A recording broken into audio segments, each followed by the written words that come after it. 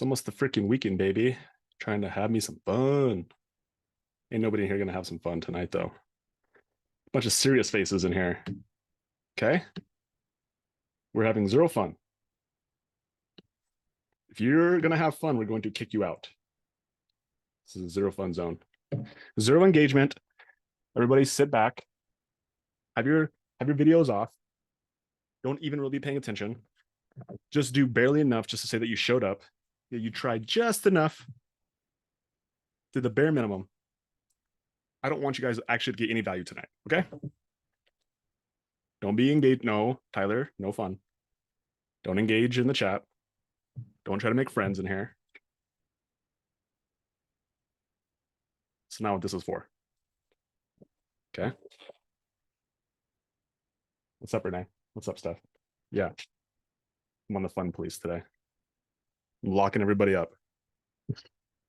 I'm finding you all.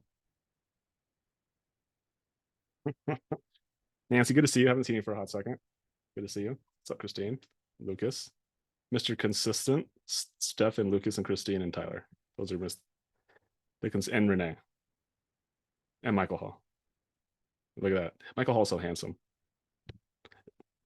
Michael Hall's got two people in here. Yes, he's going for it. All right, guys.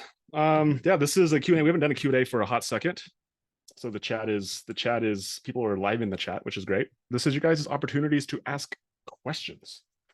And until we get questions, I will just find something to talk about. I have no idea.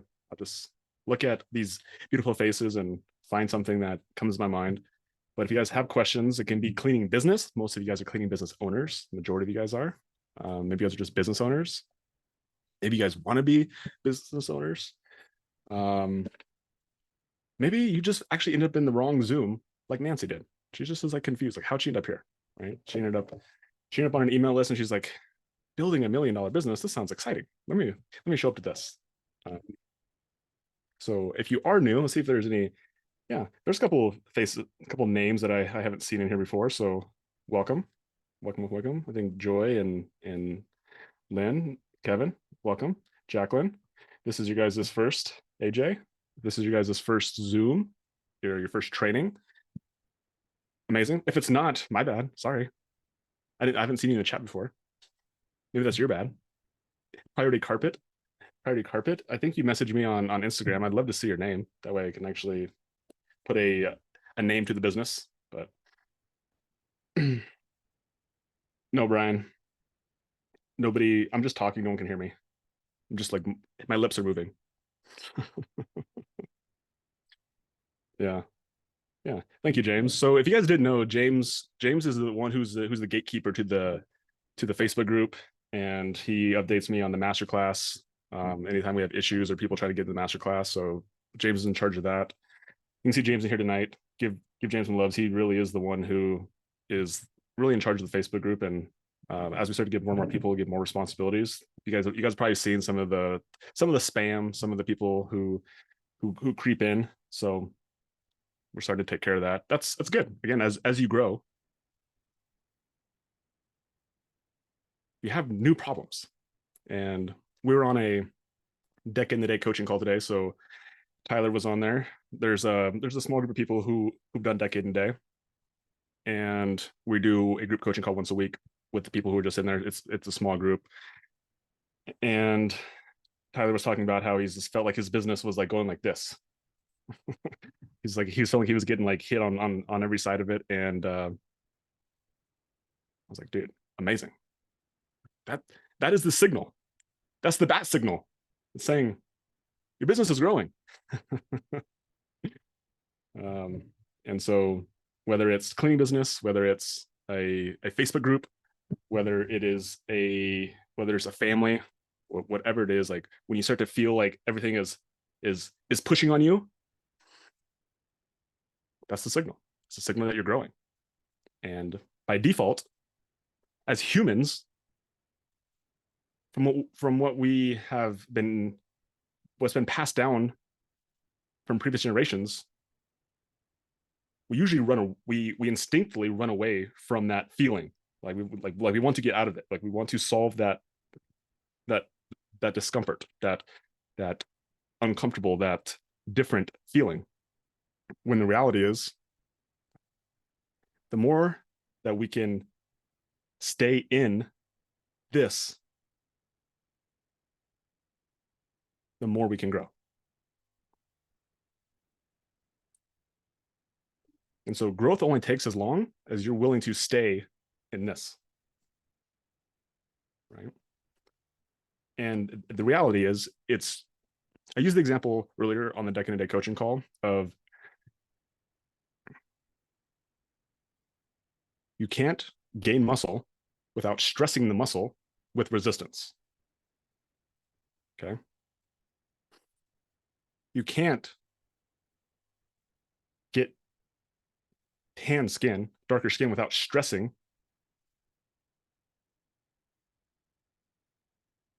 the skin.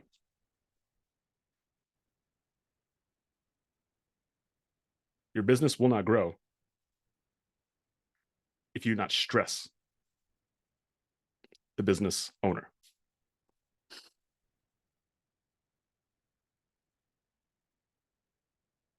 Every single person in here, the reason that your business is not twice as big as it is right now, 3 times, 4 times, it's because of you. Like, you are the limiter. If you want to have $1 million business, you need to be a $1 million business owner. You need to be a $1 million person. You need to be a $1 million human being. Whatever you label yourself as, a $1 million entrepreneur.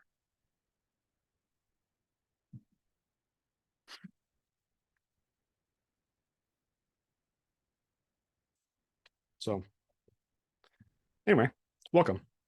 Looking forward to the new people, all the new stressors that are involved in growing. So yeah, if you guys have questions, I think the way that I would like to do this, I know I see questions in the chat, but I prefer if you do like what my call's doing, actually raise your hand.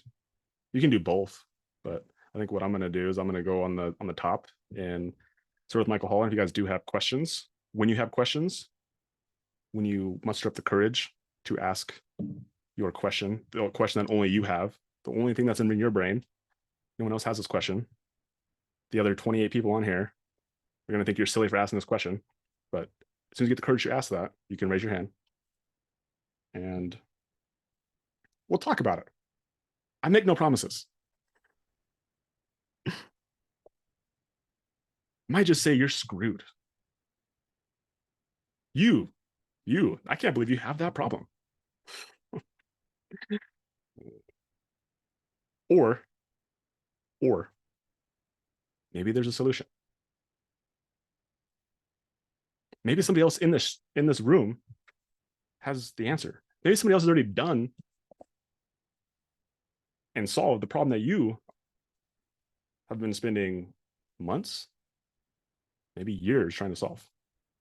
Maybe just typing in the chat. And the cool thing is that there's some amazing leaders in here who will probably just answer in the chat. You don't even have to come on the Zoom screen. You probably get your question answered. Right? And the only thing I ask is that you thank that person. Say thank you. All right. Michael Hall, I'm gonna start with you. Mike was on the Day call earlier. He didn't get enough. He wants some more. What's up, Mike? Dude, I've got questions for days, honestly. We can just do a Q&A every single day. And yeah. Michael Hall's. You know what's okay? No, so before you do this, so some of you guys know that when Alex Hermosi started Gym Launch, he did a 60-minute Q&A every single day, 5 days a week for 400 days. And so the reason I know that is because on his podcast that he released on Monday, he said that in there. I was like, oh, that's interesting. So he did it for 400 days, which is a year and a month or two, right?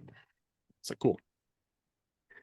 And so after the 400 days, do you guys know who the person was who took over that Q&A every single day for the next 2 years? I don't know the math on it, sorry. It's not 365 times 2 because there's weekends, but oh, Tyler, come on, bro. Yeah. Dang, Dang, no respect. Kale gets all the love around here. Yeah. Yeah. So I took over the daily call every single day for actually it wasn't 2 years. It was probably year and a quarter, and then Kale came in, then we actually split it. And then Kale eventually took it over. But there was this gym owner who would get on every single day and he would always ask questions.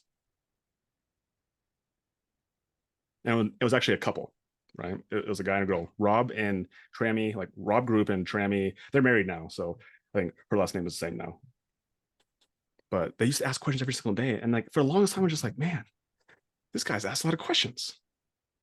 And you know what was hilarious is that they were one of the most successful people in the group. Like they were doing I think $120,000 a month in a micro gym, and they used to get on these questions. They asked me questions like, they really don't know that, huh? And it wasn't that they didn't know it. They just like they got like they just wanted the confirmation that what they were doing was right, and they were actually very humble enough to not to like put their ego aside and just like they had the resource there. They were already paying for it, and they got on there religiously, and they're just like, "Hey, I have this question." I'm like, "Yeah, like, cool," and they'll get on every single day, and they were one of the most successful gym owners in that group.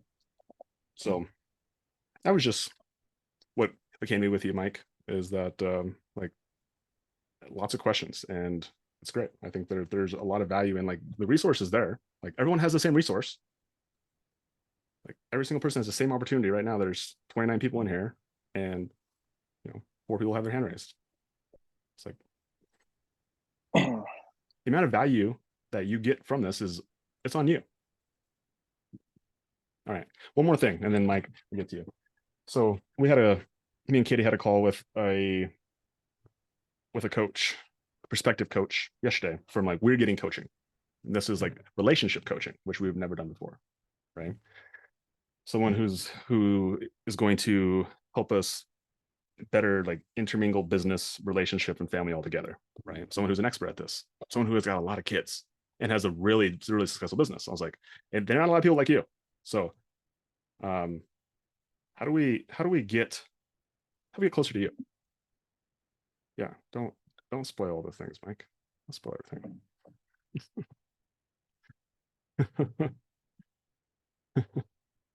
um and yeah, and it was just like what I told her. She was um because she has got so many kids, like this is something that she doesn't do as like a full-time thing. I was just like, I don't care. Like I just like I want to be part of what you have going on. Like if there's something that I need to learn from you, right?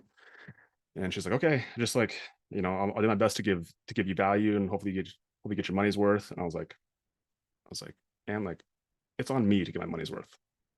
Like it's not on you. And I think that's a belief that served me, not just in mentoring and coaching, but just in every situation that it's on me to make sure that I get the most out of it. Like, and when I go into that mentality, then like there is no loss. Like there is nothing anybody can do. It's like I'm in control. So, all right, Mike, I'm ready for you now. All right. Yeah, yeah.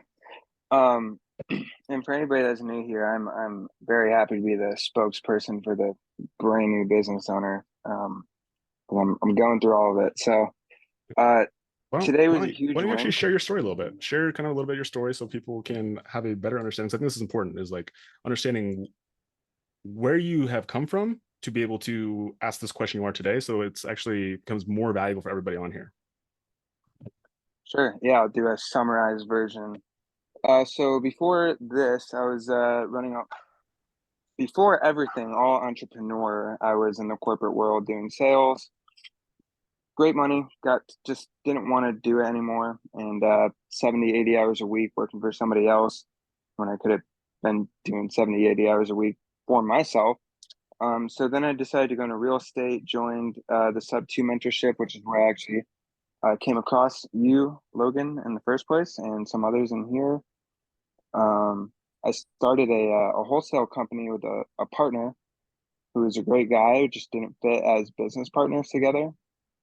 And while our wholesale business was failing, we tried to add on a second business, this cleaning business that ultimately I came across, pitched him on, and it's actually interesting that once he was like, actually, he came to Decade in a Day with me, and it was a great experience.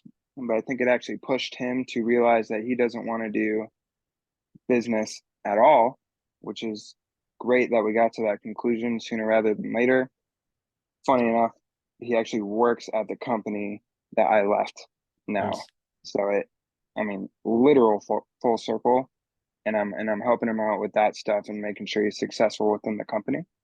And then I took over the cleaning business and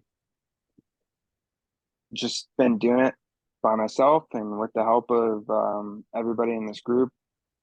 At first I've been shy to like, share numbers and kind of where I'm at because I'm a late bloomer when it comes to this stuff. It takes me a long time for me to understand things and really get it.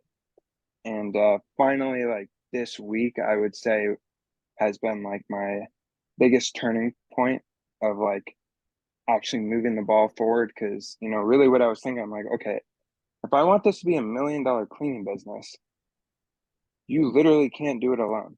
Like you cannot do it without employees. You cannot do it without people that see your vision.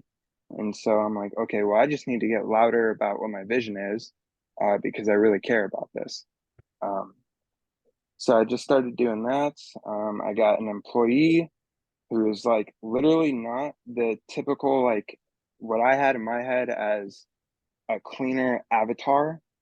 I mean, quite literally the opposite, just like this young, tall, skinny, lanky kid guy that just freaking is just so jazzed up to work for this new startup. And I still don't understand why, honestly. Um, I'm still wrapping my head around it, but like I sent him to a clean stay with literally no training. I sent him with um, a contractor that I had met, one of their employees, which I was like, I don't know, but we have to make the client happy. So fuck it. Like just send my new employee, send this other girl that I don't even know who it is, but apparently she's on the way. And they freaking crushed it today. I just locked down a weekly client at 340 a week, Nice. and I did the math. That's what times 4 times 12? That's $16,000 a year, Yeah. plus another biweekly client at 550, which is like another. You know what I mean? And Yeah. it all happened in one day today. I guess now I think about it, and yeah, it's just crazy. It's crazy over here. Um, yeah. But my question is, is Good. Thanks. And the context was helpful. Was that helpful, guys? yeah, Was that helpful? You guys can put in the chat that was helpful. So I think that was really helpful. yeah, Okay. appreciate that. And I know it's there's gonna be highs and lows, and like you always say, man, it's not about what happens, it's about how you manage that. And as you go through all this shit, you get better at managing shit, and that's what matters the most. Um, You're done. and I think I have a very good grasp on that. So I'm confident and convicted by my own company and the product that I'm selling. And now I'm just like on these phone calls. I'm like, yeah, it's $1,400 initially. It's gonna be a great time. Yeah. We'll get back in there and keep you happy for as long as you want us to keep you happy for 340 a week. It's gonna be a great time. Yeah. And we got your back. And they're like, all right, cool. And I'm like, all right, cool. Awesome. I don't know. It's crazy. Yeah. Because a week ago on these phone calls, even with the amount of sales experience I have, I feel like I'm just shit at phone calls. Yeah. So it's up and down. But anyway, um, kind of, I would say a good segue into, then it comes down to reputation. And I really care about what people think, even though there should always be a filter on that. From a business standpoint, I want my clients to really love our company, and I Yeah. want to set that standard up front. So, and that includes working with these contractors. So I sent out a contractor who initially I was like 50% of the revenue, but we didn't have the discussion about how it would be half of 50% if I sent two cleaners. Yeah. And that was the situation today. I'm not gonna nickel and dime them, obviously, but I guess would you just pay them first their 50% and then say, hey, moving forward, this is what it would look like? Or I guess how would you approach that Yeah. conversation? Because I don't want to make it seem like I'm just like, What is your like what does your gut say on that? As far as like what do you like, money aside, like what would make you proud to be able to tell the story that you did in the situation, and also for you to be able to use the story in the future for when you have when one of your um, employees makes a similar mistake? Like what story do you want to tell them? what story do I want to tell them? I mean, I guess the way that I view this situation is I mean, I'm not obviously I want to make money doing this, but that's the long game. It's the clients first always, and then Let me money ask will you follow. Let me ask a better question. Sorry. Was the expectation properly set up front? Technically no. Yeah. Technically no, because I didn't think about it. Okay. Yeah. So knowing that piece of information, then what would you coach somebody else to do in the situation? If the business owner didn't set the expectation with the contractor up front, what advice would you give to a fellow business owner? Yeah, I would tell a fellow business owner like this is a situation that can happen and you should just explain the agreement a little better up front. Yeah. So that way there's no questions when it comes Yeah. when finances get involved. So And if the contractor says, "Hey, like I want the full 50%," what advice would you just give gonna them? get paid the full 50%. Yeah. So Cool. yeah, There you go. simple. Yeah, it was kind of like a rhetorical question more than anything, but That's I good. just very like to be thorough about my communication and how Yeah. I deliver. So Yeah.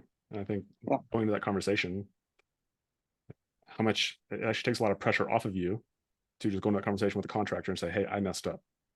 You know, going forward, here's the situation going forward. Does that make sense? Cool." And just like this time, I'm going to pay you just because I value your service. yeah. And I mean, she saved my they ass might today, actually even say technically. no. Have you had this conversation yet? Um, no, but funny, I was actually waiting to say something, and she like literally just texted me, and she's like, "Hey, you can send my payment here." So, Yeah. Cool. um, so yeah, Yeah. Yeah. So before I send the yeah, payment, because like this is more from like a detail. Like you have their attention until you pay somebody, right? So like have the conversation, make sure that you can set the expectation, make sure that it's understood. Remember our conversation today, we talked about the standard, like set the standard. Do we understand the standard? Okay, moving forward, this will be the standard. And then always just get confirmation from it. And then it's like, okay, cool. And just so you know, like I'm going to pay you for this time. And yeah, and then just pay her. yeah. I guess to me, technically, it's like the cost of like training anyway, because like I didn't. It's there's you could spin it whatever way you want to, but it's not a big deal, obviously. I just want to make sure that I'm also setting a standard for myself that I'm not just giving away things to give it away. You know how, sometimes it's tempting on a phone call to be like, oh, we'll drop the price, 50, $60, make sure we can get you on our schedule. And really, that's like not a client that we'd want to work with. So I'm just trying to like Yeah. make sure I'm setting my boundaries appropriately. I think this is good. I think this is just an expectation um oversight. Like you just didn't know. And now you know. That's Yep, it. So cool. I think as much as you said it's not a big deal, I think it is. I think it's a big because these are the type of decisions that this filter it applies to more things. And as a business owner, we Yeah, make thousands of decisions every single day, some conscious, some unconscious. And the more that you can have this as be your default is coming from a place of like ownership and abundance. Like it's yeah, it, it just increases the probability of being successful because ultimately like Like the truth is, whether people want to believe it or not, the business that gives the most gets the most in return. Like it Yeah. just is. So And it makes me feel better. Like, you know, my employee, I mean, I feel weird even considering myself like a boss or like an owner. It's just, it's really, I'm still wrapping my head around it. But yeah. so my employee, I guess you could say, one of my cleaners, you know, over the past couple of days, he's just been saying, he's like, this is great. You seem like you have a really high standard, like really good at like laying things out and communication. I'm like, okay, fuck, I hope so. Like I'm doing the best. So, Yeah. so yeah. Um, anyway, I Yeah. appreciate all you guys. Yeah, if you're new here, man, I mean, I might, I've gotten so much value from not only Logan, but like honestly, like even more so, like the people in the group. Mm-hmm. They know who they are. I reach out to them all day. I call them all day long. Nick White probably gets like 8 calls from me a day. Brian Grant probably gets the other 8. Lucas gets 20 messages, and so does Jess. I'm like, dude, just thank all of you guys. I Yeah. really appreciate you guys. It's It's awesome. helping. Yeah.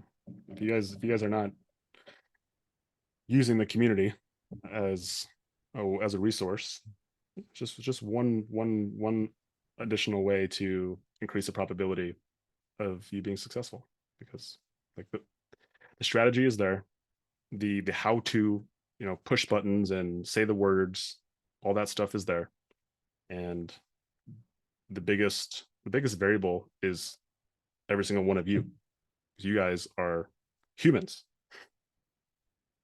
humans that have like emotions like this. And so when you're able to ask ask other people, you realize that you're not crazy, and they can also help you. Like I asked Michael the question. This is a good question that you guys can always ask yourselves too. Is like, what would I advise another business owner to do? Right. And if you can actually just reach out to another business owner, then you can actually just have them ask you, and have them ask them what you should do, and they actually tell you as well. So that's the benefit of having people who want to help you and can help you and have the same problems, or have even solved the same problems that you have. So appreciate you, Mike. All right, Steph Oltha, what's up, bro? How's it going? It's going. How you doing? Living the dream. Love it, love it. What's if you're living the dream, then yeah, no problem. So what got your hand raised? I mean, there's always shit. what's Changes the by the day. what's the shit we're dealing with Uh, today? it's really not necessarily a problem. It's just something that I'm trying to preemptively solve, I guess. My question was relating to VAs as far as how to, if you will, like slice up and divide the tasks that you're delegating. Like, do you have, a team of 3 or 4 VAs who all do very similar tasks? Or do you have one who supports your sales team, one who supports your recruiter, one who supports your personal, one who supports, each different facet of the business in your life? You have a VA right now? Yes, Yeah, 2. one, two VAs. Mhm. Okay.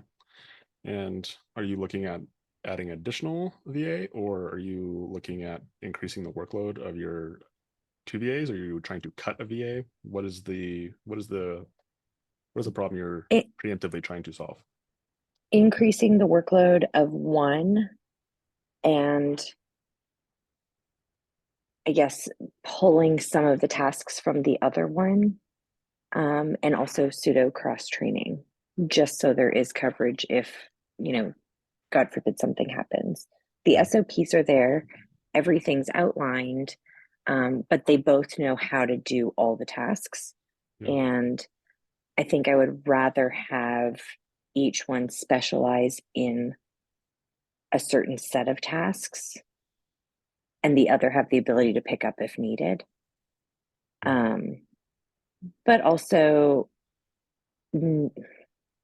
So what's the not problem you're trying making to either. what's the problem you're trying to uh, solve in this moment? Like, it's a me problem because I don't want either of them to feel like I'm pulling work from either of them because their work is inadequate.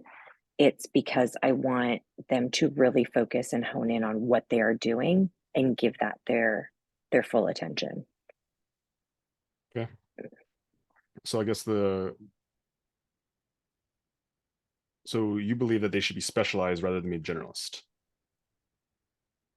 That's what I'm leaning towards. Yeah. My Why? question I think is more surrounding Why? um Why? Yeah, just why? mm, would you have a cleaner who does payroll and recruiting and inventory and that's just kind of the way that I'm trying to process in my Yeah. mind. So I actually believe that the what I have adjusted in my thought process. And Nancy nailed it. I'm sorry. The fear of balls getting dropped. Yeah. So I find each player on my team to be more valuable with the more tasks, the more things that they are capable of doing, the more skill sets they have. Okay. So I've mentioned KDD a ton of times as she was our initial nanny for Mhm. our youngest child. Then she turned into a cleaner when we started this cleaning business, and then she has literally done every single role in our cleaning business, and she's currently our recruiter. But does And she do them simultaneously? so this is a great question, right? And so understanding that the higher somebody gets up, like the more valuable their position is in the company, then the more attention they need on it. But at the other end of the spectrum, it's like the more things they do, the more valuable they become. So, for example, my what I would consider our most valuable VA, she can do everything. Mhm. She does lots of things, right? Now, as they start to move up the ladder, then they become more specialized, Okay. right? So how I see a virtual assistant is that the more tasks and the more things they can do, the better. So, for Mhm. instance, James, for example, is my personal assistant. You should see his list of duties that he does. Like, not like most of them are very, like, they're all very, very different, but they're just tasks. And so he's reliable. He's just a figure outer, right? So I don't know if they're, and you printed the question properly. So I think I will just, like, don't solve a problem if it's not a problem.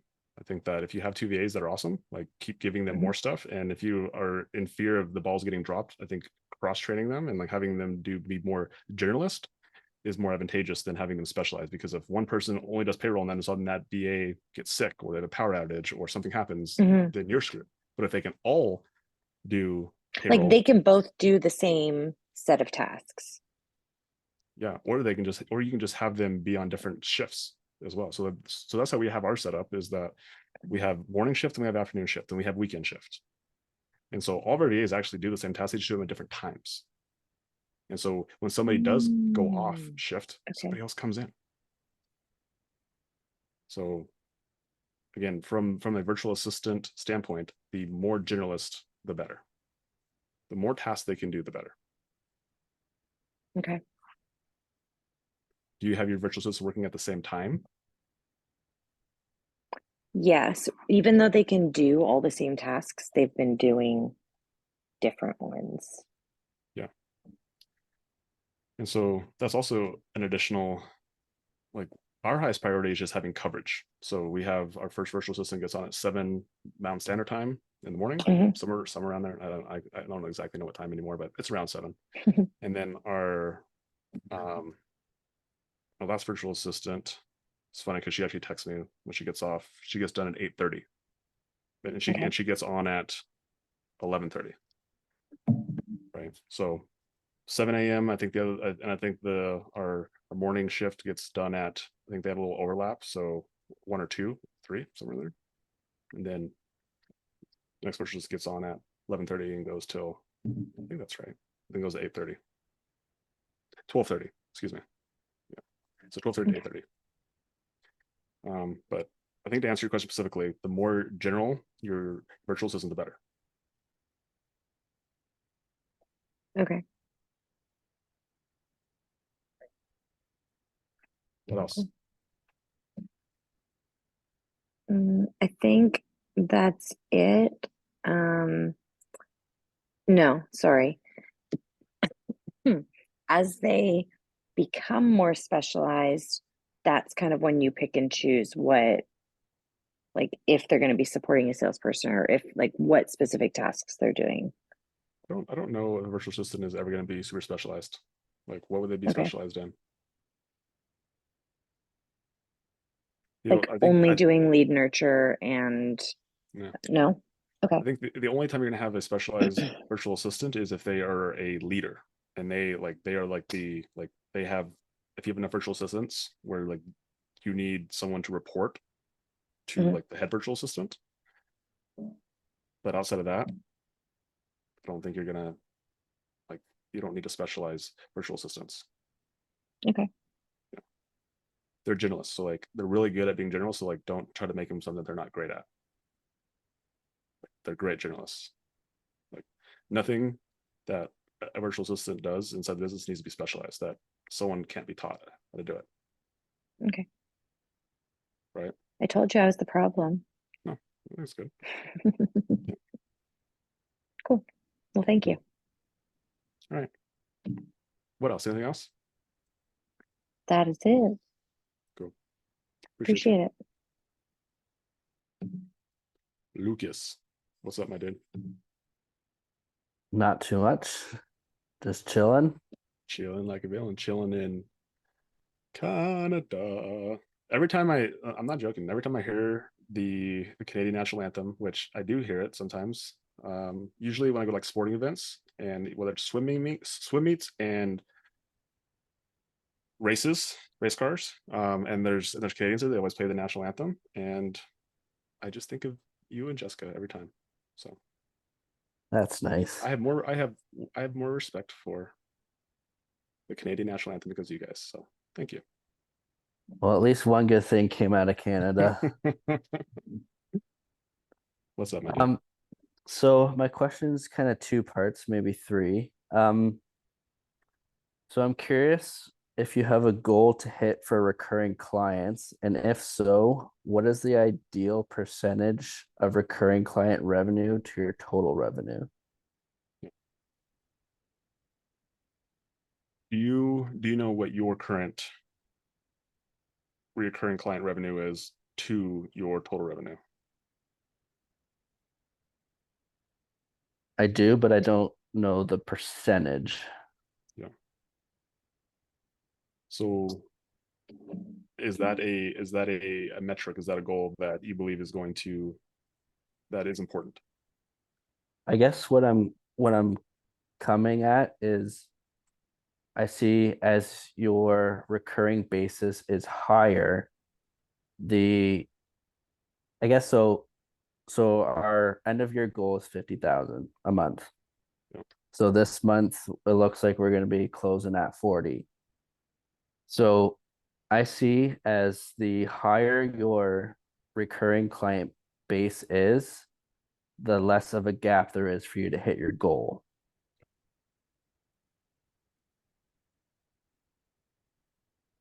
Okay.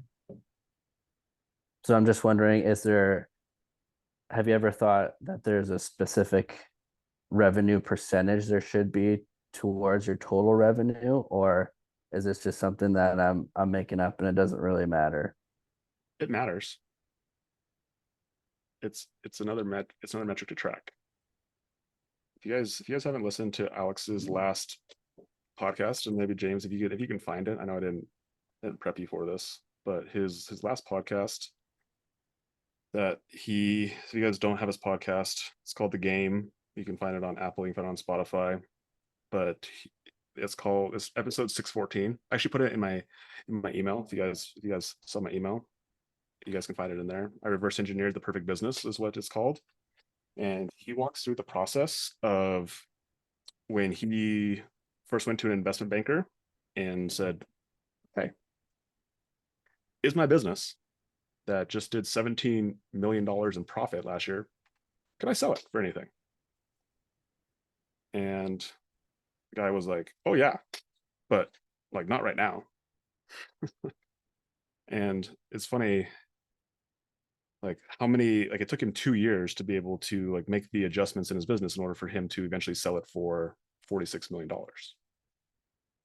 And so in there, he talks a lot about, he basically gives like the 10 things, or he gives the 10 like items that make your like a business valuable. And as I'm sure you guys have guessed, you could guess is that one of those things is data. Right? And he talks about data in there. And he's like, one of the things that we look for when it comes to when we're looking at business to take on is how important numbers are to the business owner, right? Like, do they know their numbers? Do they have numbers? And do they just have some numbers, or do they like have so many numbers that they use all the numbers in order to make decisions on, right? And so I think this is one of those instances, Lucas, that like you think it's important and you believe it's going to help you grow your business, then you should know what that number is. Right. So I just did the math. I know what the number is now. Yeah. And it's very similar to, I like to use the analogy from fitness. It's like you can, like, there's so many metrics that you can track. You can track your body weight. You can track how many calories you put in your mouth. You can track your activity through steps. You can track your sleep. You can track your workouts. Doesn't matter.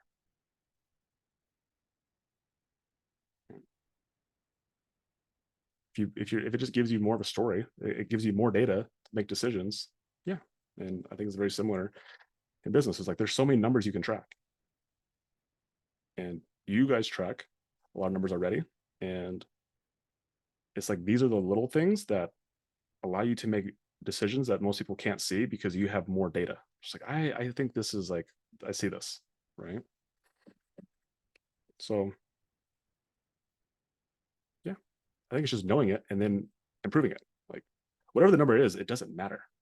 It's just here's what you're doing, whether it's 20% or 15% or, you know, maybe if it's 100%, then I would say you have a problem, which is actually initially what your problem was that you guys only took on reoccurring clients, which actually was a problem. So I was like, okay, that's a red flag. If it's 0%, that's a problem. But anywhere in between, it's just like, how do we get it better, right? And can it be too high? Heck yeah. And I saw it in your guys' business and a couple of people's businesses as well. And it was the refusal to take on anybody who was not a recurring client, right? So cool. Thank you, James, for finding that. So James just dropped the link to that podcast in there. It's really good. It's long. It's like 40 minutes. And I've listened to all of his podcasts, like every single one. And that is one of the best podcasts. And I thought it was a YouTube video. It's not. So that's, as far as I know, the only place that it is. So highly recommend it. It's really good.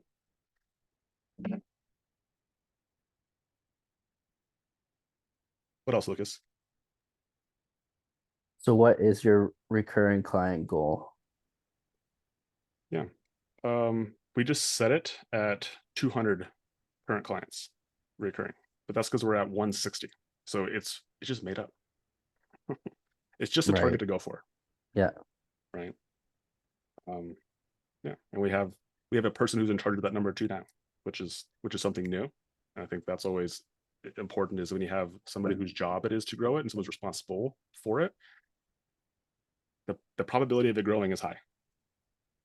Yeah. And it just happened, like it just got on, it accidentally got to 160. So I believe that if there's somebody who's responsible for it, who puts attention and focus on it, then it'll grow. So Yeah. We had that too, where we found that it was kind of staying stagnant for a little bit. Yeah. And then we put more effort into why it was staying that way and figured out, at least we think we figured it out, because it's starting to grow again. So yeah. Nancy, Nancy has a comment in here. I'm not sure if she's being facetious or serious, and I'll take it either way. But like everything that we do is just made up, and so we're just giving meaning. Like the meaning we give to things is our own reality. Like there's some people who have $1 million that don't care. There's some people in here who would like give their first child, because your first child is always a pain in the ass, for $1 million, right? But it's the meaning that we describe to things is all it's all what we like. It's all in us, right? So to make stuff up, it's the same reason why people want to weigh a certain number. It's like I want to weigh 150 pounds or 200 pounds or 130 or whatever it is. Like you just made it up. But having a goal and having a target is actually the most important thing. It doesn't matter what the number is. It's just like you have a target and you're going for it, and then once you get there, okay, cool. Then you describe a new meaning to it, and you create a new goal. Cool. What else, Lucas? That's it for now, but I'll probably have something later. Cool.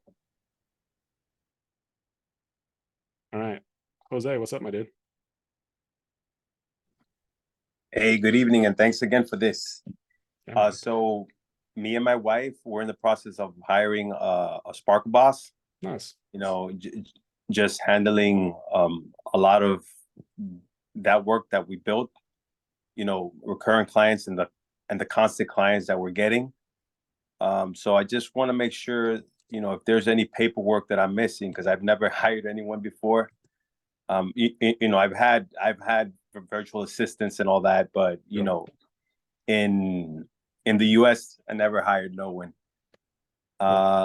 So I got some documents right in front of me. I got the employee handbook. I know there's a signature in the bottom. I got the employee non-compete, which needs to be signed, and the 4 R's. Sparkle Boss 4 R's. Is there anything else I'm missing? Yeah, so that's what you'll do in the onboarding process. That's for you as the company to get them onboarded. It'll allow you to get their information that you need from them. Okay. And then the next step is actually to put them on payroll. So you'll need them to fill out the W-4 or W-2. I'm not even sure what it is anymore. Whatever they put in there. You guys are Got more it. than I would. Okay. So then need to fill that out, and then you'll need to. And are you using QuickBooks for your bookkeeping? Yes. Yeah. And so you don't have payroll set up yet, I presume? No, not yet. No, I don't have it yet. Not yet.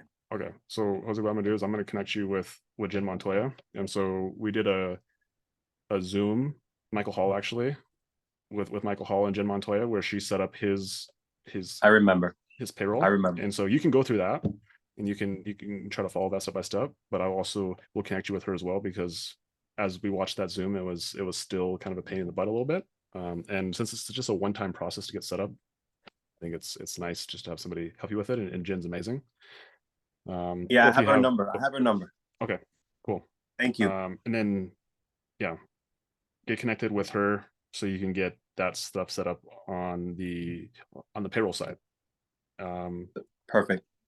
Yeah, and she'll also help you with their like ancillary things. I think that workman's comp you can do inside QuickBooks now, which is something that it's just an option. So, but you'll get that set up, and then you'll need to create basically a tax account with the state.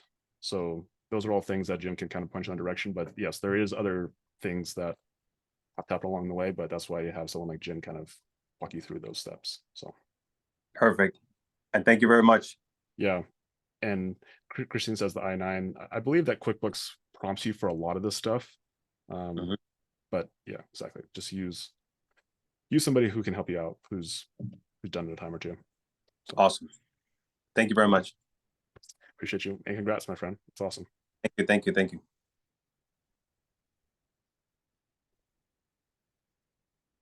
All right. Perfect. Priority carpet. I'm going to get to know your name. Hey, how you doing, man? What's up, man? How So my name is Rod. do you say it? I said my name's Rod. Rod? ROD. Rod. Yes, What's sir. up, Rod? What's up, man? Hey, how's it going, man? Good. So I had two questions I wanted to ask. One, now we're having this is something we're not getting, or we don't have a system for on the commercial or residential side, but it's easier to get it on the residential side than it is on the commercial. And I'm talking about referrals. What's your referral system? Yeah, it's a good question, Rod. First off, thank you for messaging me on Instagram. You always message me. It's nice.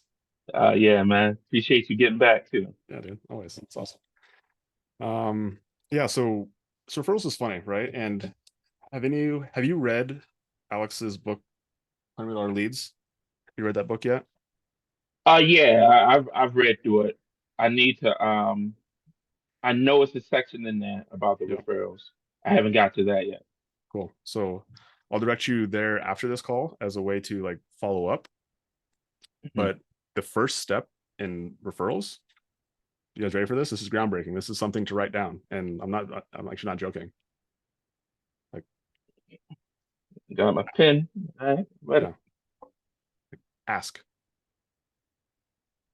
Oh yeah. Like that's like so step one. Like most people just like skip that step. Like step one. And this is how you ask. This is important actually. This piece is important. This is actually worth writing down. Who do you know? Tell me 3 people you know that could benefit from the service. Carpet cleaning, window cleaning, residential cleaning. Give me 3 people that you know who would benefit from the service. Mhm. That's how you phrase it. That's your ask. It might seem slightly different than, do you know anyone who would benefit from the service? Those words flipped around is the difference between you having a consistent referral process rather than it comes and goes. Right. Gotcha. So the first step is seriously just asking, and it's asking this way. Tell me 3 people who would benefit from the service. And when you ask it that way, they'll be like, it'll actually will throw them off. And that's what you want. Like if you actually want referrals, ask it that way. If you want to just feel good about yourself and not get a referral, then do what everybody else does and say, do you know anybody? Like that's actually better than not asking at all. But if you actually want consistent, like that's how you do it. So your process, Rod, after you get done with the cleaning, what does it look like? Like when you come So clean my house, you come do a cleaning, tell me what happens afterwards. okay, then I'll call. I'll ask you to come over for a second, and I'll walk the every area that we did that Cool. we serviced. We'll walk it together, and I'm just making sure that you're satisfied. And most times, not to toot my own horn, Yeah. they're amazed. And then that's when I'll go for the review. Now, if it's and this is the residential, Yep. so I'll go right into the review, Yep. and then I'll ask, do you know? Not 3 people. I ask, do you know anyone else who used this? That's it, man. And that was okay. Now on the commercial, people say they will, or you're like, yeah, I know some people, Yeah. but get ghosted. Even with referral letters and stuff, Yeah. it's been a little challenging. Commercial is always a different beast, right? It's a different animal, it's a different avatar. I think that if you can getting it consistent in the residential is where it'll give you more insight on how to carry that over to the commercial world. Hmm. Not to say that it's impossible. It's just it's different. It's a different avatar. But same thing. Like you can just ask. and then ask them if they have other businesses, because a lot of entrepreneurs, they have multiple businesses. Like, do you have any other businesses? Right? Do you own anything else in town? Oh, cool. Like, what about that place? Like, right? So sometimes you can get referral from the same person because they have multiple lines in the water. Okay. Okay. Does that make sense? Yes, sir. Yep. So I'm gonna approach it that way. Ask And then I do have one tell more me thing. 3 other people. Okay. Yeah, exactly. So like that's your first step. It's just ask. Right. And then I have one more thing that we've used, if you guys want to hear it. Yeah, yeah, most definitely. Let's go with one more.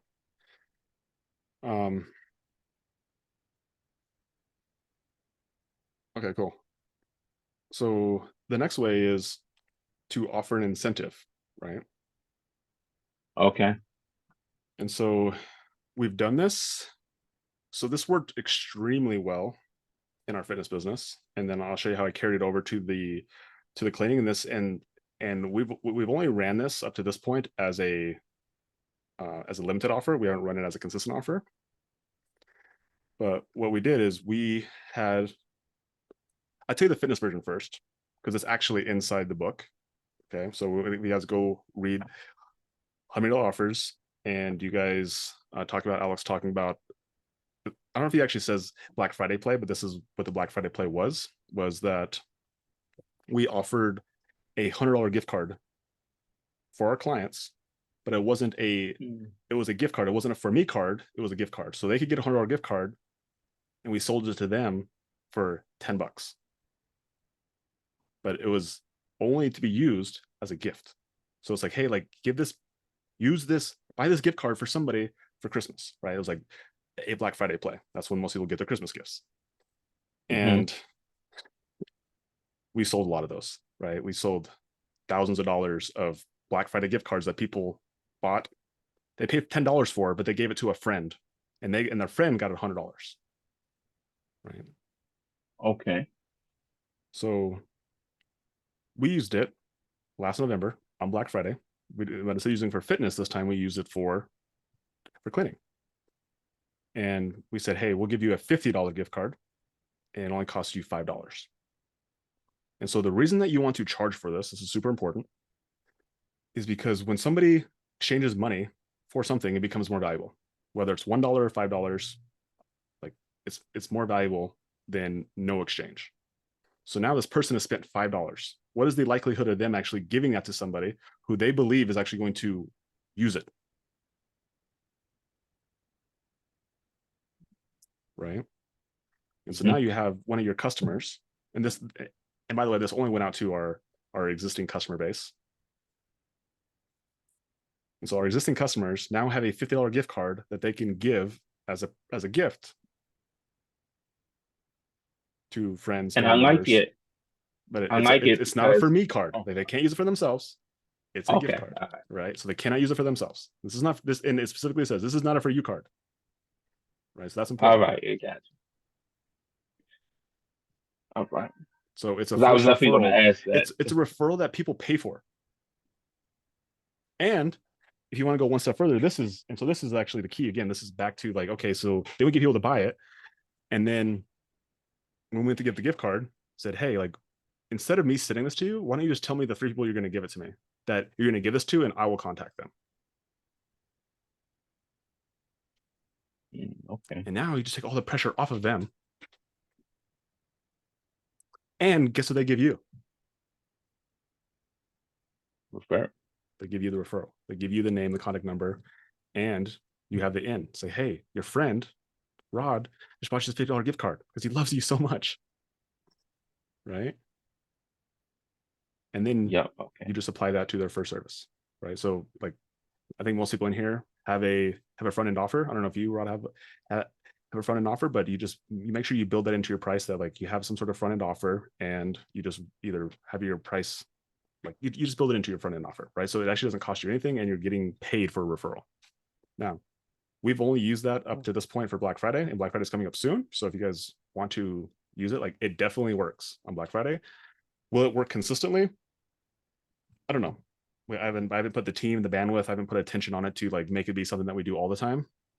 So yeah, I mean, Well, it's not an yeah, idea. It's not an idea, Renee. Like it actually works. Like we've done it. We've got money for it. It's just like we haven't done it consistently from a standpoint. Like it's not a recurring offer. So I don't know if like I definitely believe it could be, but so does that help, Rod? yeah.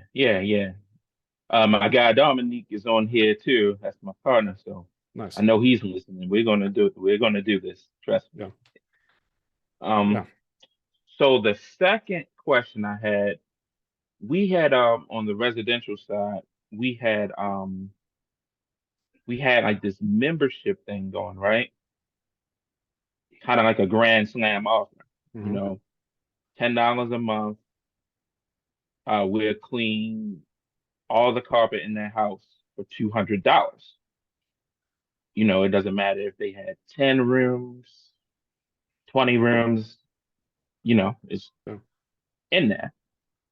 But we kind of got screwed in the end because it was supposed they were supposed to stay on for at least 6 months, you know, with the $10 a month. Yeah. We got up to about 45 members, maybe a little more, maybe a little less, somewhere around that. Today we have 3. Got it. So I wanted to ask you, because you know they basically got away with it. If Yeah. say you signed up for the membership and you wanted to get out of it earlier than the 6 months for some reason, you would pay the difference. Um, so it's $200 every time we come out. Say your stuff is really worth like 400 or 500. Yeah. If you want to get out early, you got to pay us, you know, the $300 to make the difference. But everyone kind of, you know, some people play by the rules, but the majority of them got out of it. Yeah.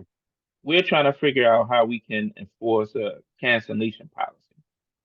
Like, you know, they had to have their card on file to keep it going, keep the membership going. Yeah. Um, yeah, we're trying to figure that out, like a cancellation policy. So describe to me these 45 members, what the intention was to put them on subscription. How often, generally speaking, do people get their carpets cleaned? About twice a year, Okay. maybe 3 times if they want to be And what's your super, you know. do you know what your average job is? Like It is about 3 rooms average because we obviously, you know, we stopped the membership now, but no, just in general, like if you have, you know, 100, if you guys did 100 cleans this month and you guys did $100,000, then your average ticket would be 1,000. So like do you know what your average clean is? Like how much you guys usually charge per clean? about 200. That's like the average. Okay. So I think the way to do it is if they're going to do membership, it has to pay for like you have to make it so it pays for that clean on the first hit. So one thing you could do, it could be $10 a month, but could you collect the first year up front? Oh yeah, I'm sorry. We do that. It's 210 when you start, and then Yeah. it's $10 Okay. a month. You know, Okay. even all right, you sign up today, you're paying 210. Yeah. And Okay. then in, you know, November coming up, you're gonna pay the $10 because you Yep. joined the membership. Yep. December, you're paying $10. Yep. And come January, you just had your Christmas party and stuff, your uncles and spilled liquor or whatever. Um, Now you calling us back out. It's $200, but we're gonna clean the whole house with Yeah. all of the treatments. Like, you know, it's getting deep clean Okay. every time. And so when you do the math on that, if you collect the $200 up front and then $10 a month, and somebody only does one claim, you charge another $200. So you have 400 and we'll say $30. Like how much would you have just got from that person if you only did because you've done 2 cleans now at this point or just 1? 2. We just did 2. So you've done 2 cleans. Hmm. So at that point, you just want to do the math on it to make sure that you're covered because if you're seeing that, if you look at your 45 people who stayed on, and if you average, or if you actually do the mode, so the mode is like, you have one person did one time, one person did two times, three people that did three times, and then so on and so forth. You just want to pick like what's the number that shows up the most. So let's just say the modal average is 2. So you're like, okay, so the majority of people do it 2 times. That's what the data shows us. You just want to make sure that you come out ahead at 2 times, and then anything after that is profitable, right? And so you can also set the term on that too, that you don't like the $10 a month upfront. I really like that $200, but you can also say that it's a $200 clean up to 3 rooms. So it just basically it protects you, that if you do 2 cleans, then you made your money back, and everything literally after that is like it's gravy. So if they cancel or not, you should make it so you make the money up front, and you should actually have them invest more up front to make it more likely for them to stick on the back end. So that's more what I see is like, maybe this needs to be, instead of $10 a month. I'm not sure if this is something that you're testing, or if this is you've got advice from this. Is this something that is like proven to work, or is it something that you've made up? So we got this from a guy named Nate in what is this company called? Dang it, I should know. But we got this from a guy named Nate. He had success with it. He actually moved from his hometown, and his employee is basically still doing it in his hometown. Yeah. So Yeah. yeah, he's been successful with. He's the only person I know who did it. I think it's his idea. I'm sure it is. But Yeah. So I think yeah. I think the idea is there. It obviously works. I think maybe it's just on you to be able to do the math. Maybe it's not $10 a month. Maybe it's 15. Maybe it's 20. I Okay. don't know what it is. So I think that's where you got to figure out what it actually costs you to feel like if this person just paid you straight out 2 times, you would make this much money. This has got to be more incentive for you. So it's like, how do you make it so they're paying you an additional $200 or $300 up front, which makes them stickier on the back end. Like the more somebody invests up front, the more stickier they're going to be on the back end. Right. They Right. want to get the most for their money. I got you. So the $10 might not be enough. I don't know exactly what your numbers are, but I think that's like, if you're going to get someone to invest that up front, then it's got to be enough for them to want to stick. That like if they cancel, it's like they're missing out, not you. Right. Okay. I got it. Yeah. And then I guess the question I would actually have on that, like, why not just do like a straight cleans? I'm sure that you have lots of other people that are doing just like they pay for their clean. Like, what was the reasoning with the membership? With the membership, when we did the numbers the first time, having that recurring $10 a month, like with him, right? He has like 300 something members, something Yeah. like that. And as he was breaking down the numbers, like, oh wow, this is pretty cool. So that's why we thought of that. But now we're back to the straight cleans.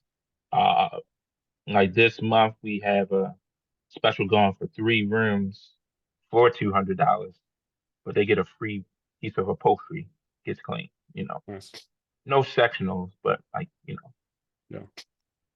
yeah. Yeah. Now I wanted to ask you also though, besides the membership, um, now that we're talking about the straight cleans, we have people, and this is irritating. I know everyone can relate to this, who will hog up the schedule and just drop out of the blue. Yeah. Like I'm scheduled to come here.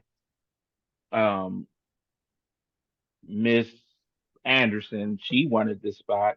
You done held it up and you canceled last Sanderson. minute. And Yeah, you know what I mean? is this a new client or a recurring? No, I'm just saying in general. Like, Yeah. well, Well, it it makes it tends to different. So happen like, with new clients. yeah. Yeah. So if it happens consistently and frequently, you can collect a credit card up front, and you can put a cancellation policy in there, and just ensuring that people understand that it affects your techs, it affects your business, and that if they do want to cancel, they have 48 hours And if not, then they get charged half the service. So it just puts accountability on them. So the only way you could do that is if you had a card on file. Okay. Now, have you ever? Well, I don't know if you're doing this, but what if like how people got split with the membership is they just like some people just cancel their cards altogether and Yeah. we couldn't hit it again. Yeah. So what about that? Yeah. We just It chalk it happens. up as a loss. Okay, all right, I got it. Yeah. I'm But actually you know under the what? philosophy of like those are just like cost of doing business, and as many as like they're frustrating, like we as business owners would take them personal. If you actually did the math on it, the amount of times they happen versus the amount of transactions that go through and the amount of good people out there, they wouldn't like they're not even in like there's way more people who are good and people who actually pay their bills than the few people who don't, but we always focus on the few people. That's what humans do, right? We get irritated by things that don't go the way that we expect. But there is also ways to put systems in place to prevent as many of those things as possible. But I'm under the, and keep in mind, like this is where my experience in the fitness industry is, like this is where I think I just like when you sit face to face with somebody for an hour and you pour into them and they pour their heart out and they sign up for a gym membership program and then they give you a card that's no good and you never see them again, and that happens a couple times a night for 10 years, like it just is what it is, right? It just is. It is fine. It's okay. So like I just believe that most people are good, and if people do that, like it's not me, like it's them, and it's okay. Like I'll figure it out. So yeah, I think it's just having back to what Mike talked about earlier on the very first question, is just like coming in with an abundance mindset of like we're here to serve, Rod. Like the whole reason that we start business, maybe it was to serve us, but if it's to continue to stay in business, we need to continue to serve our community, to serve our employees, and the more we do that, the more that we get served. So Okay, I like that idea anyway because yeah. I imagine we'll get if they're not serious, they probably like, well, you know what, I'll call you back and Yeah. yeah, eliminate some of the people who play around. So yeah. you know, most it is what people, it is. most clients in any home service business, like they just appreciate people who say what they're going to do and show up when they say they're going to show up. And the few people that take advantage and try to like nickel and dime and get everything for free, or like again, like it's such a small percentage of the people who are like just like, Rod, like please show up to my house and I will, like I don't care what it costs, like just show up and I need the service done. There's more people like that than there is the Miss Andersons who cancel last second, right? Gotcha. So All right. Well, appreciate you, man. yeah, Thank you so much. thanks for hopping on here, my friend. All right, guys, we're gonna answer. We got one more question from Brian Kirkland. Brian, good to see you. Now I see you. What's up, Hey, dude? Logan. Good to see you. Hey, so I got a rookie question for you here. You're such a rookie. Don't try to pretend like you're a rookie. Don't I'm do this. a Don't rookie do this. in this business. I've only been 3 months, I think, almost 4. In my last business, though, I worked with contractors. I didn't have any W-2 employees, but I had hundreds of contractors. So it's a little bit different working with W-2 employees. Yeah. Because with contractors, when you didn't have the work, you just didn't have the work. And I was like, sorry, man, we just don't have the work right now. But we're at the point where we're going to have to hire again another W-2 employee, but I know I don't have the jobs so they're scheduled. So how's the best way to set that expectation up front? Because the last employee we hired, we got kind of burnt and she felt burnt too. Like we didn't say, you're going to have full-time work or anything crazy like that, but that was her expectation. Clearly, we didn't do a good job of explaining that, or that it was going to have to build up, because every time you hire again, you have to literally build up again, to the point where that schedule's full. So just want to see how many people are employees do you have handling right that. now? We have 3. 3 employees. Yeah. This is one of the toughest places where you're at right now. So yeah, it's a game and everyone on here who is in this phase or who is going to get into this phase, like this is the game. And the most valuable thing you can have is and money printing machine. Like that solves this problem. It solves half the problem, I should say, is you reliably being able to produce leads and produce jobs, and that gives you the confidence to keep hiring and keep people going, because like 100% of your revenue is coming from those people who are out there cleaning. Right. And so like literally the more bodies, the more money you'll make. It's actually a really simple game. Mhm. How to fill their schedules is like using the Facebook marketing, using Google marketing. Oh, I forgot about Google marketing. We're doing a Google marketing training in 2 weeks. So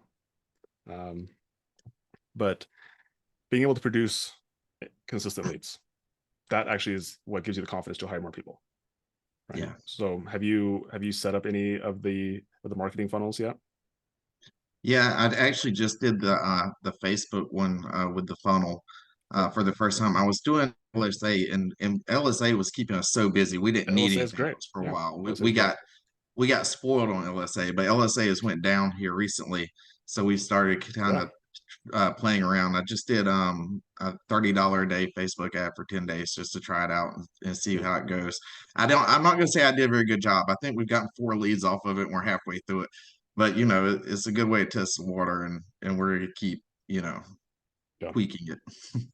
LSA is great. It's the simplest one. I think every single person on here, regardless of what business unit, should always set LSA. It's simple. Yeah. And then Facebook ads is consistent. It's proven for years to be a consistent lead gen. I have Evan Lewis coming back in the community again in 2 weeks. August 15th. No, that's not the right day. What is the date? August 18th. Wednesday, August 18th. We're doing building $1 million Facebook ad campaign. I don't know if Nick White's on here. Nick White's going to be the one who's going to be the guinea pig. Yes, October. Nice. So not next Wednesday, the Wednesday after that. Nick White is going to have his campaign built by Evan Lewis, and everyone in the community can be a part of that. James, if you will, actually drop the link for that. I honestly almost forgot about that. So I think that's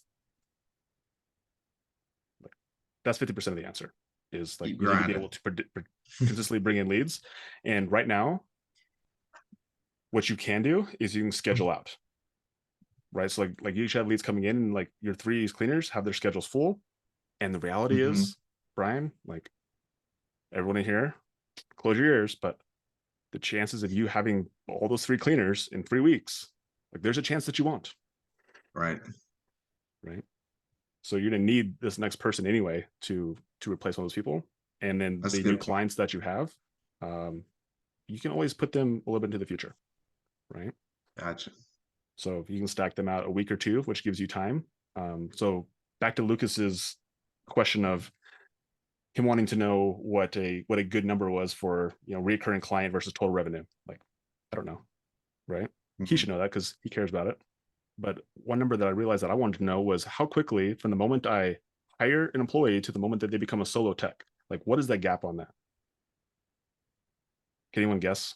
I think I might have said this on the Decade Today call, maybe last week, maybe it was this week, I can't remember. See anybody guess? Yeah, 6 months.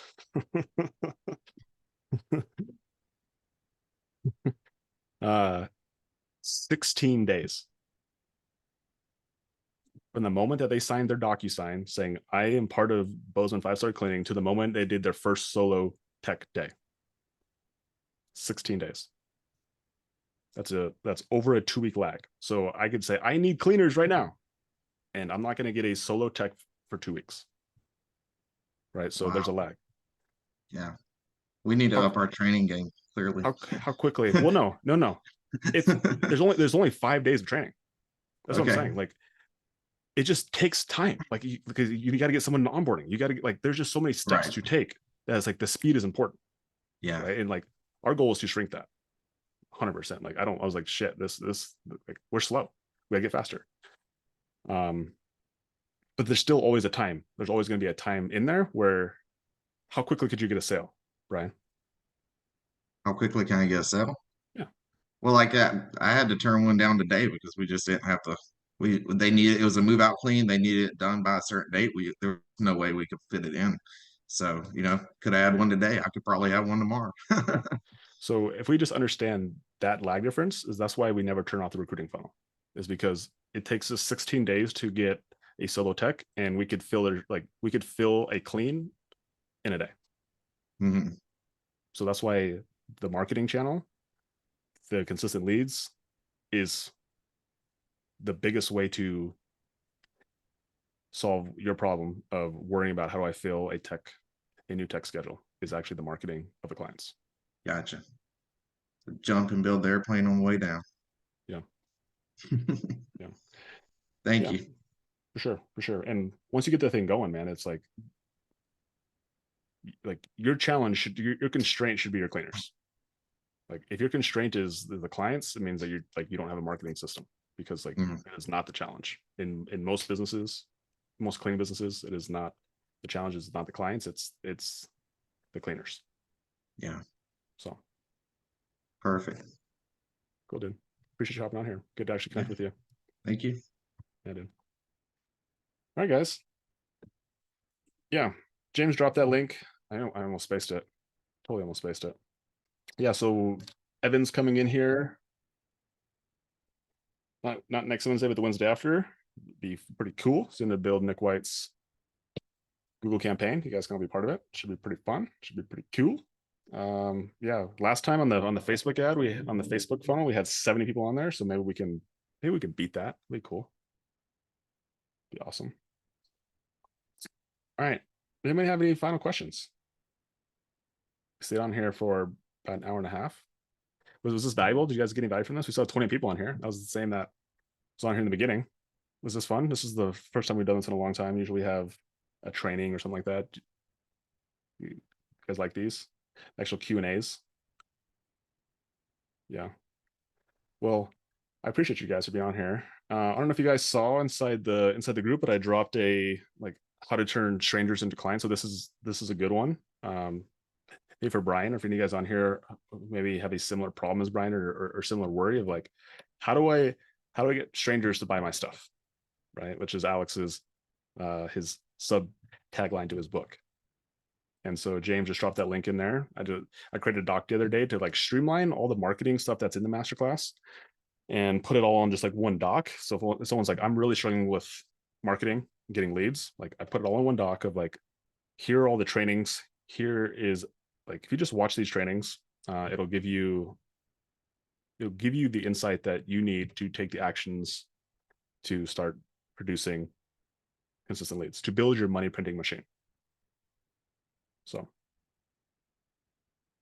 cool. Nancy's got a question. Is Nancy afraid to raise her hand? Steph's yelling at you. Yeah. Nancy, do you need a question asked? I was just kind of teasing. I said a real quick, simple question was, how do you get out of your own way?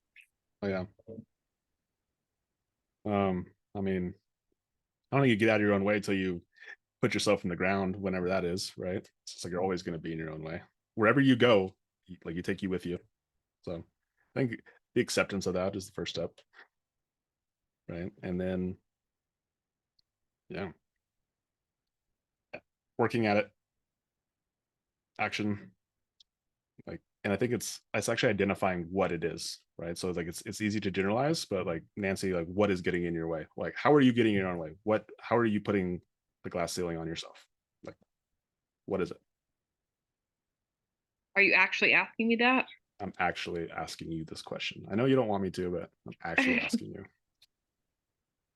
If I had to be honest, I feel like I am having competing loyalties to, I see it as I don't really know how to word it, but I feel like there's like my kids are like at this age, and there's only so many years left, and my oldest almost has her license, and I want them to be involved, and I feel like it's this competing and I know it's not true, it's a lie, right? That like if I spend so much time on my business that I'm like stealing from them, but like I'm also stealing from the opportunities to provide like financial freedom to them.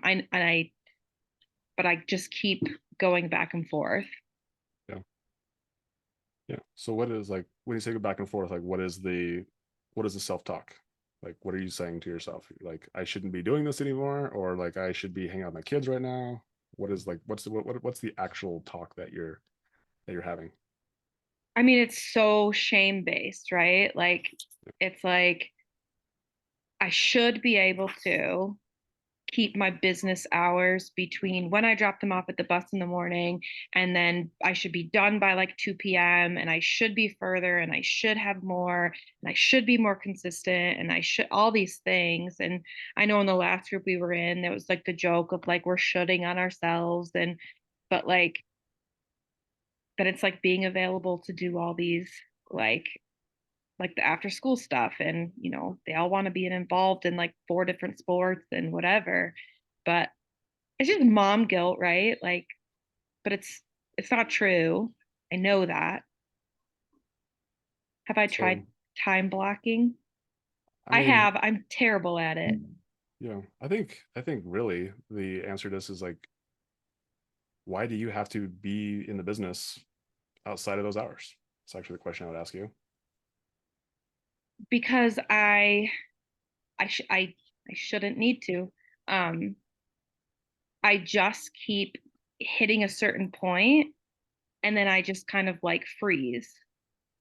And I've hit that same point over and over and over again. And it's learning that that What is fear this is a point lie. that you're referencing? You're too vague. If you want me to help you, you gotta be more specific. Like what is this point? Okay. Is it I keep hitting the same like 12,000 revenue a month and then I'll fall back down and then I hit that again and then I fall back down because I'm like I'm making enough that my life can be comfortable and now I can focus on those other things and then but I just fail to just stick with it long enough to finish putting in those like safety net. I just and then it's self-sabotage, right? yeah. Renee's on here. So this is a question. I had the benefit of doing some vision coaching for Renee not too long ago. And yeah, very similar problem, right? Mm-hmm. And I'll just give you the same advice that I gave her. And like the problem with your business is that like the business is still dependent on you. Like the reason the Yeah. business goes from 12 to 8,000 is because of you. Yeah. The reason that you have to work outside of those hours is because of you. Yeah. Right. And so you say it in jest, you say it in like in I'm just going to be real. I'm just going to tell you how I Go see for it. it. Go for it. Whether you accept it or whether it's even right is I don't know. But how I'm reading it is that you're deflecting it. Like you're saying what you just say, but you're not actually doing what you need to do. Mm-hmm. Absolutely. So it's less mom guilt and it's just and it's more you not doing what you know you need to do and you're actually blaming your kids. So it is. Like, Yeah. so it's actually your kid's fault that your business is not growing. So go tell your kids that. And it's Seriously. funny, I just got so defensive when you said that. Like, Yeah, it's not their fault. It's not their fault. But so yeah. and the second piece of that is because you're only thinking about yourself. This is why, because you're being selfish. Oops, I just disconnected. 1 second. Oh, you missed the good piece. Okay, sorry. I'll say it one more time. Yeah. So I said the reason that you're feeling this way because you're being selfish, right? Selfish equals sadness. If you want to get rid of sadness, you serve. Yep. Right? So again, you know what you should do. You're not doing what you should do, and then you're blaming everybody but the person who can actually fix it. Yeah. So if you want your business to grow, it needs to change from what Nancy wants and what is best. What is best for the business? What is best for the clients? What is best for the employees? What is best for your kids? Yeah. It all actually is in alignment, and all Mhm. has everything to do with you. Yeah. It's And so actually true. doing something different. Same Mhm. condition, different behavior, different outcome. Same condition, Yeah. same behavior, expecting different outcome. Nancy, Yeah. that's where you're at. Mhm. It's so true. It's Yeah. you're spot on. Yeah. So again, that's like, it's not that there's not, it's not, I don't feel empathy and everybody else on here feels empathy for you. But if you Yeah. actually want that, then do something about it. That's it. And if you Yeah. don't, then don't. That's Right. it. Lower your expectation. Mhm. Yeah. That's it. So It's true. Yeah. Yeah, I'm excited because I've never done this before and I've never hired somebody to help me with my ads. And that's what I always get so overwhelmed with. So I'm excited to see how doing this different thing will hopefully lead to a Good. different outcome. Good. So You hired Evan, right? I reached I'm out guessing? to him. Yeah. Okay. Yep. Cool. Yeah, that's great. Yeah. Do something different. Yep. Do something different. Awesome. Love But it's forced commitment. Like Yeah. like you, Nancy, just like everybody else in here, we're really good at figuring things out Yeah. when we're in those situations. Yep. We're really bad at putting ourselves in those situations. So Mhm. either you have the courage to put yourself in situations, or sometimes life just forces you to be in those situations. Yeah. But eventually you always come to that point where you get the opportunity to act with courage. Mhm. And so sometimes life forces you, sometimes you do it yourself. But if you're like ultimately like you got to do it anyway. So Mhm. you can choose to do it, or life's going to choose it, or is going to do it to you. Yeah. Right? Yeah. Like it's going to be hard either way. Mhm. At least the hard, at least do the hard that creates an outcome that is Right. that you want. Or you can just have the hard that's just like, well, miserable. But either Yeah. way, it's going to be difficult. There's going to be challenges. So, Mhm. And I think I've done this enough times. I feel like, but have you? Because you're still doing it. yeah. Now you've done it so much that you're comfortable with it. Now this is actually just the way it is. Now you're used Mhm. to it. That's actually a bigger Mhm. problem, is that now you've done it so many times that it's just the way it is. So like now your reality is this. Mhm. That's actually sometimes even scarier. Yeah. I had that moment the other day because I was thinking about it and it was like how many times that I've said like this will be the time that it's different. This will be the time that it's different. And when you start to lose faith in yourself because you're so sick of hearing yourself say it, like it's different when it's like when it's somebody else saying something and I'm like, okay, well, that's them. That's what they, and I'm like, that's me now. That's me saying it and not delivering. That's me saying it and not being consistent. That's me saying it and saying it. And I don't know if, like, I mean, I do believe it, but I'm losing faith in that. So that it has to be different, which I think is why I was like, I'm done. I'm gonna get Evan and I'm gonna do it'll be different.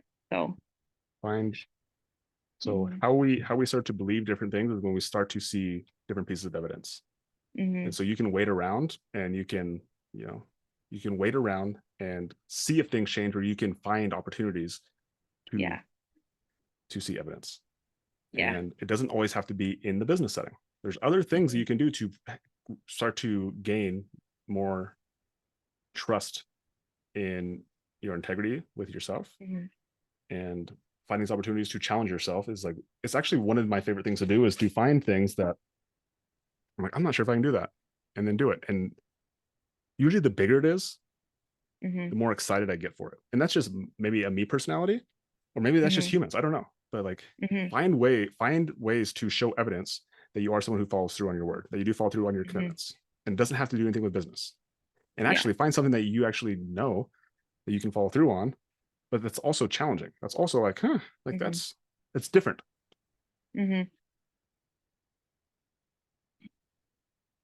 The more things Okay. that you can do, the more you start to build that confidence, and then you continue to apply it to business. Mhm. Right. Okay. What you're looking for, you have. Yeah. Yeah. Thank you. Thank you for being. Yeah. Thank you for sharing that. That was awesome. Yeah, thank you. They didn't let's get value from that. Was that bad for everybody? I wasn't just talking to Nancy, by the way. But thank you, Nancy, for being the conduit for the other 28 people on here, 26 people. So cool. Yeah. Thanks for giving Nancy some love. Thank you for being on here tonight, guys. I appreciate all of you guys. Happy Thursday. And yeah, we got that Zoom coming up in 2 weeks. That'll be pretty cool. Get registered for that. And next week, maybe we'll have something, maybe we won't. I don't know. You guys let me know if you guys like these type of things. Maybe we can do another one next week. So happy Thursday. Appreciate y'all. Bye.